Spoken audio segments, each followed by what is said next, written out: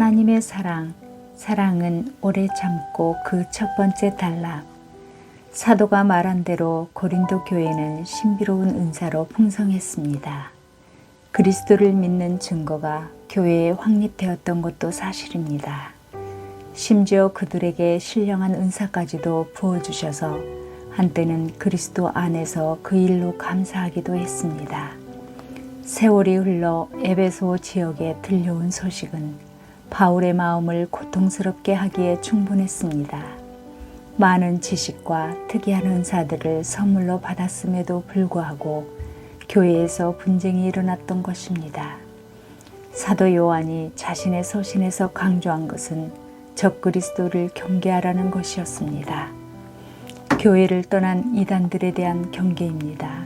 하지만 여기 고린도 교회가 경계했어야 할 것은 교회 내부에서 일어나는 죄악이었습니다. 바울파, 아볼로파, 게바파, 그리스도파로 나뉘어 서로를 투기하고 심지어 서로 우위를 다투는 일이었습니다. 서로의 지식을 자랑하고 신령한 은사를 앞세웠습니다. 사랑했어야 할 그리스도의 지체들을 오히려 멸시했던 것입니다. 결과적으로 기독교의 미덕 중에 미덕이라고 할 수 있는 겸손을 상실하게 되었던 것입니다. 자신을 낮은 자리에 두려는 그 사랑이 없었기 때문입니다. 제 아무리 아는 것이 많다 할지라도 사랑이 없는 지식은 스스로를 교만하게 할 뿐입니다. 하지만 그 지식을 참되게 하는 사랑은 교회와 세상에 반드시 덕을 세우게 되고야 맙니다. 사실 이런 교훈은 뼈아픈 경험을 통해서 얻은 사도의 가르침입니다. 고린도 교회 성도들에게는 많은 지식이 주어졌습니다. 본래 그리스 지역의 사람들이 그러하듯이 지식을 추구하는데 열정을 품은 사람들입니다. 일찍이 그리스 문명은 지식을 자랑하는 문명입니다. 로마 시대를 지나면서 세상에 가장 뛰어난 지식을 제공한 사람들이 고린도 교회가 있는 그리스 사람들이었습니다. 하지만 그들에게는 사랑 없는 지식으로 가득했을 뿐이었습니다. 사랑 없는 그 지식들은 서로 간의 경쟁의 도구에 불과했던 것입니다. 그들에게 있어서 투기와 자랑이 난무했던 이유는 그들에게 진정한 사랑이 경험되지 못했기 때문입니다. 교회와 세상의 덕을 세우지 못하고 오히려 교회를 투기와 미움의 자리로 변질시킨 것은 사랑 없는 지식이었습니다. 사도가 이런 상황을 엄밀하게 진단한 서신이 바로 고린도전서입니다. 이것은 바로 그들에게 바른 지식과 함께 사랑이 있었어야 했다는 사실을 밝혀준 서신입니다. 아이를 둔 부모에게 있어서 세월이 흘러 잘 자라가는 아이를 보는 것만큼 행복한 일도 흔하지 않습니다. 상상하기도 싫지만 그런 아이가 어느 날 건강에 어떤 심각한 문제를 안고 있다는 사실을 알게 되면 부모의 심적 고통은 말로 다 표현하기 어려울 것입니다. 사도는 그런 심정으로 서신을 띄우고 있는 것입니다. 에베소에서 사역하고 있을 때였습니다.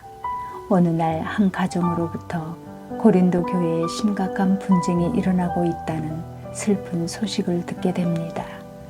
뛰어난 지식과 대단한 은사만으로는 교회나 또는 어떤 공동체도 건강할 수 없는 법입니다. 아마도 고린도 교회가 그런 부끄러운 상황에 놓여 있었던 모양입니다. 가슴 아파하는 사도의 심정을 좀 더 이해하려는 자세로 이 서신을 묵상한다면 더 좋을 듯 합니다. 이에 따라 모든 은사들 위해 가장 뛰어난 은사인 사랑을 추구할 것을 공고합니다. 그는 하나님의 사랑을 15가지로 세밀하게 구분하였습니다. 그리고 사랑을 상세하게 진술하고 있는 것입니다. 그것이 바로 고린도전서 13장입니다.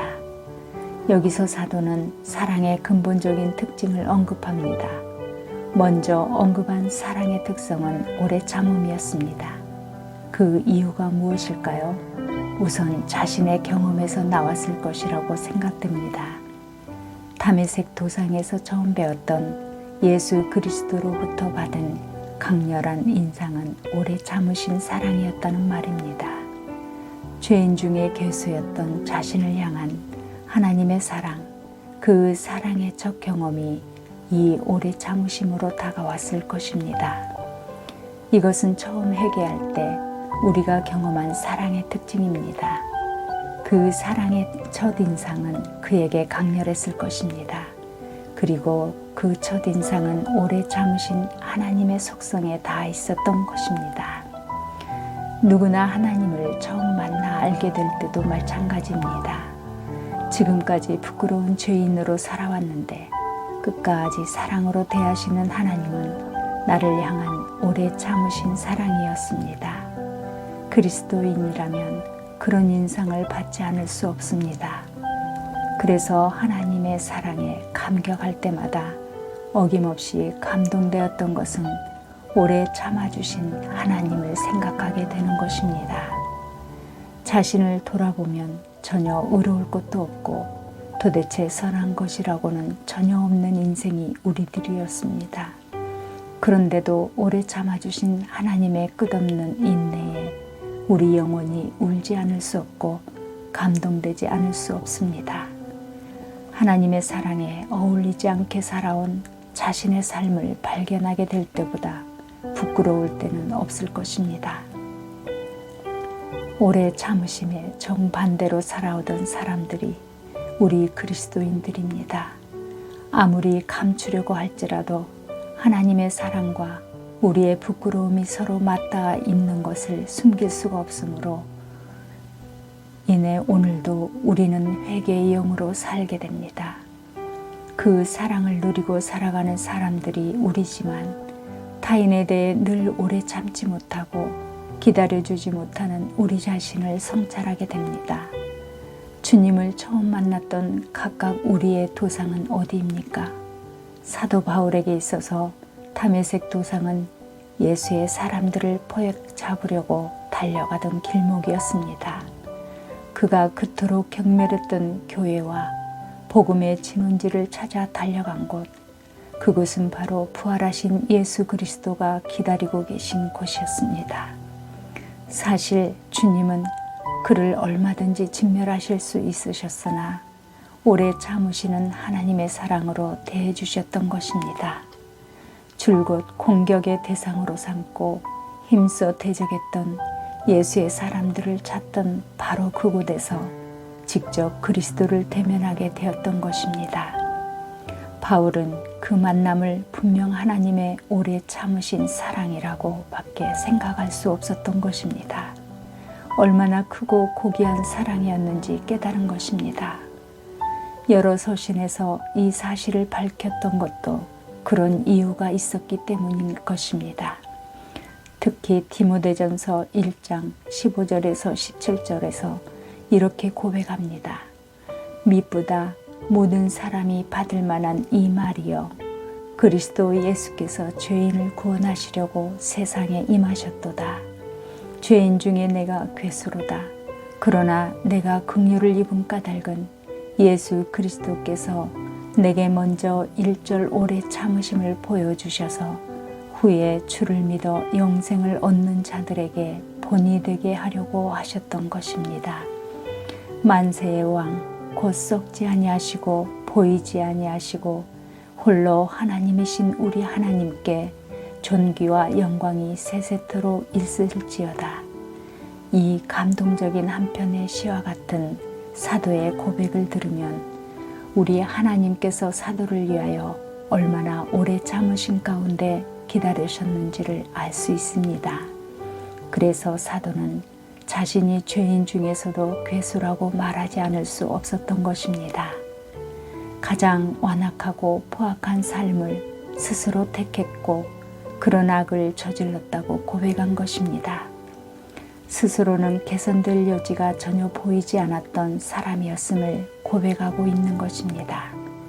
우리는 모두 바울과 다르지 않는 삶을 살았던 이들입니다. 정욕이 이끌고 간 정욕에 놓여 있습니다. 본성의 감정이 부르는 대로 따라가던 사람들이었습니다. 모든 인간의 부패한 본성에 맞닿아 있는 하나님의 사랑을 나타내 보여주신 분은 예수 그리스도였습니다.